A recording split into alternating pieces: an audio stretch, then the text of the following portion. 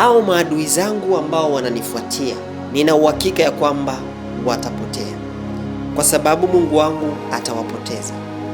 Hao maadui zangu walionifanyia mabaya, wala sitawalipiza kisasi, kwa sababu Mungu wangu ni Mungu wa kulipiza kisasi. Atakilipiza kisasi kwa ajili yangu na kwa ajili ya kizazi changu. Maandiko yanasema, wabariki uzao wa wale wapendao maelfu na maelfu na maelfu.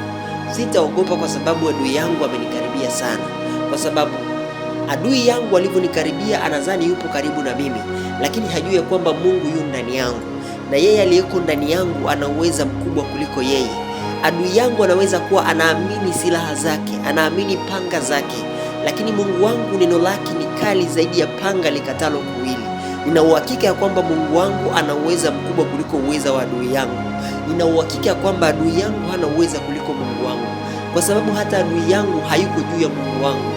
Aliumbwa na huyo Mungu wangu, ni kazi za mikono ya Mungu wangu. Sasa kama Mungu yuko upande wangu, ni nani awezaye kwenda kinyume nami? Ndio, adui anaweza kuangamiza mwili wangu, lakini roho yangu hawezi kuigusa. Maana maandiko yanasema ni bora nimhofie Mungu ambaye anaweza kuangamiza mwili na roho kuliko kumhofia mwanadamu awezaye kuangamiza mwili peke yake. Siwezi kumwogopa shetani, maana kazi zake zote nimepewa mamlaka juu yake, na huyu Mungu ambaye amenipatia hiyo mamlaka yuko pamoja nami sasa. Na maana hiyo maandiko yanasema yeye aliyeko ndani yangu ni mkuu kuliko aliyeko duniani. Hivyo siwezi kumwogopa adui, kwa sababu Mungu yuko upande wangu.